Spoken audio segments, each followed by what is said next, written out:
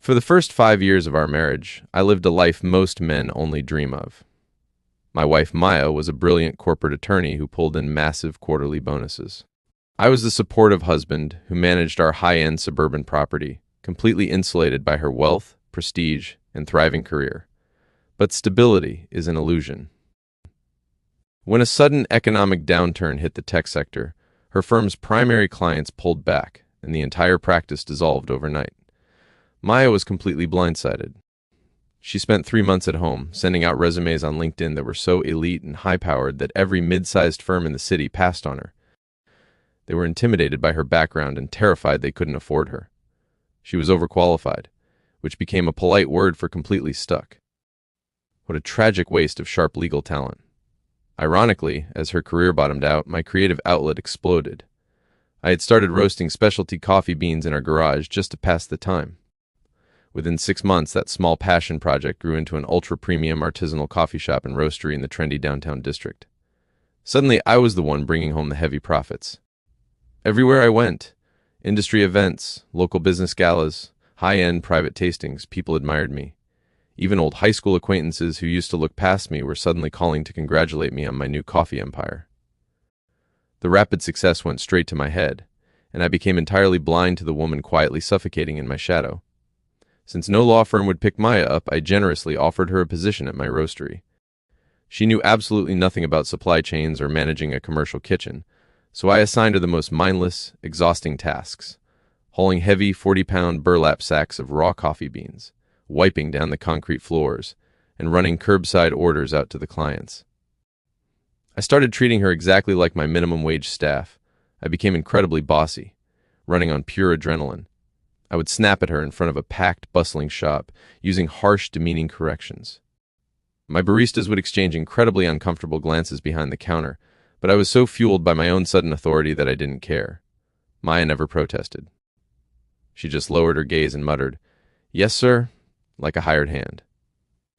I mistook her silent endurance for submission, never realizing how deeply I was shredding her pride. The breaking point happened on a chaotic Saturday morning.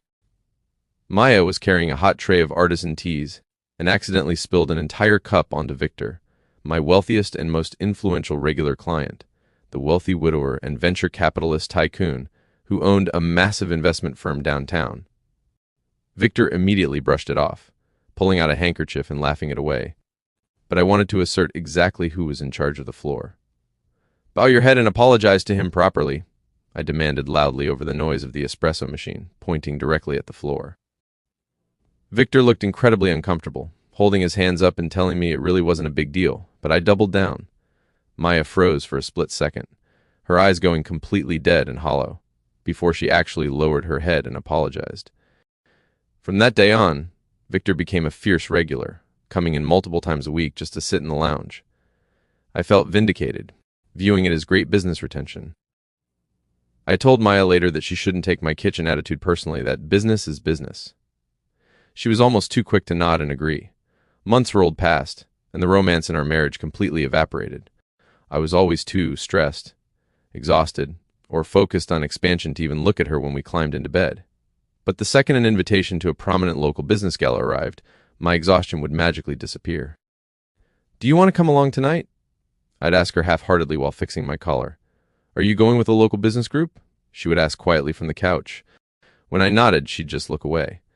"I'm exhausted anyway." "I don't want to ruin your networking time." I completely justified my neglect. I told myself I wasn't an ordinary husband. I was a prominent, self-made entrepreneur. Other local business owners wanted to emulate my model, and I noticed women looking at me whenever I entered those networking events. Who cared if my wife stopped asking to spend intimate time together? We were entering a different stage of life, I reasoned. We didn't need constant romance to be a married couple. I couldn't have been more wrong. Eventually, Maya quietly stepped down from her role at the roastery.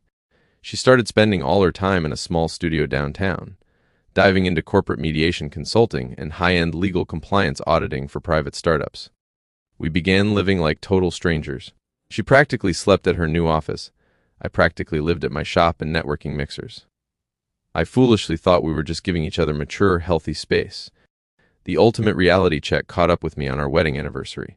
I was at an upscale boutique mall picking up some high-end ingredients for a dinner I hoped would patch things up, thinking maybe I would finally make an effort to be close with her again.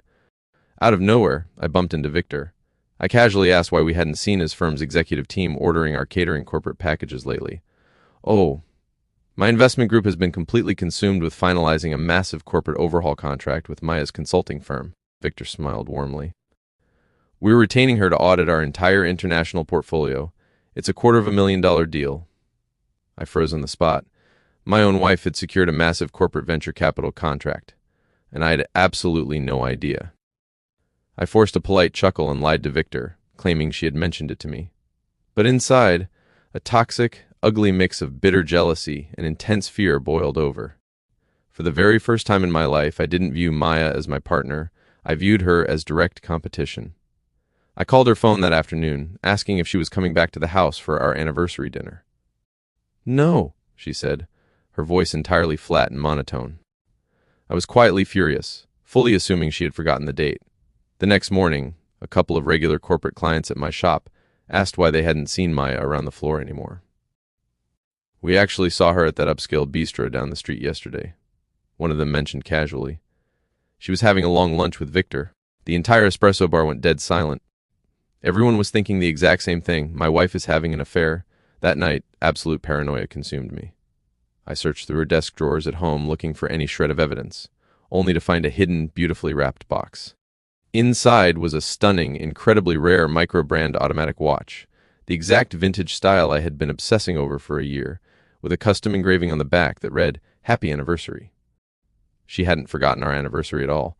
She was just matching my exact cold energy, bitterly remembering how I had completely forgotten hers the entire year before. Suddenly, I heard her phone ring from her purse out in the hallway as she walked toward the door. I stepped closer to the shadow of the door frame and heard her answering, laughing softly. "I'll see you at the restaurant lobby, Victor." My heart pounded against my ribs like a hammer. I had her. I texted a few of my closest friends, threw on my sharpest coat, and drove straight to the restaurant, completely ready to publicly humiliate the man trying to steal my wife. We marched into the private dining room, ready to cause an absolute scene, but my jaw dropped instantly. Maya wasn't on a hidden romantic date. She was sitting at the head of a massive mahogany conference table surrounded by Victor and 15 other corporate board executives, raising a glass to celebrate their finalized compliance merger. I had utterly humiliated myself, but the nightmare didn't stop there. The friends I had brought along as backup already had their phones out in the lobby. The news of my public meltdown didn't stay inside that room. Rumors ripped through the city's small business community by sunrise. This was the exact moment my entire world collapsed. I had completely forgotten who Victor really was. He wasn't just a wealthy coffee consumer. He was the apex investor in our entire district. In the weeks following my stunt at that restaurant, the catastrophic consequences of my unchecked arrogance crashed down on me. Victor never filed a single public complaint, but he didn't have to. The high-end corporate accounts and luxury offices that used to buy thousands of dollars of my wholesale coffee beans quietly canceled their subscriptions. My very important person recurring revenue completely vanished. The business allies, who used to toast my success at galas, suddenly stopped answering my texts. Without those massive wholesale corporate contracts, my steep commercial rent and overhead costs swallowed me alive. Within 2 months, I was hemorrhaging cash faster than I could count it. I had to lay off my entire roasting staff. I was forced to sell the downtown storefront at a massive loss just to avoid total bankruptcy. I found myself in the exact humiliating position Maya had been in years ago, stripped of my identity, jobless, and completely humbled. But unlike Maya, I had no one left in my corner. That night, in our hauntingly quiet house, the dam finally broke. We sat across from each other in the dark living room, and she systematically listed every single failure of my character over the last year. She talked about the deep resentment, the public disrespect, and the absolute emotional coldness. She pointed out that since the day her firm went under, I hadn't asked her once how she was coping with the sudden loss of her identity. I had a massive network of local business owners, yet it had never even crossed my mind to use my connections to help her secure consulting gigs. Instead, I had used her as a cheap prop to make myself feel like a king. "Only Victor checked on me," she said, her voice entirely empty of any anger, which made it 10 times scarier. "Only Victor consulted me and treated me like an intellectual equal when I felt completely worthless. He gave me that auditing contract to help me rebuild my name. And instead of supporting me, your fragile ego tried to publicly ruin his reputation." I had absolutely no defense. Every single word she spoke was an undeniable fact. To any woman, my behavior was completely unforgivable. "I want a legal separation," she finally said, placing her keys on the table. "And to be completely honest with you, Victor has made his intentions very clear. He is willing to wait for me the second this marriage is legally over." My chest physically ached, a sharp, hollow pain. A million tears fell silently inside my mind, but I refused to let myself break down in front of her. "Okay," I whispered, staring at the floor. "If that's what happens, I'll be happy for you both. You match each other's world perfectly."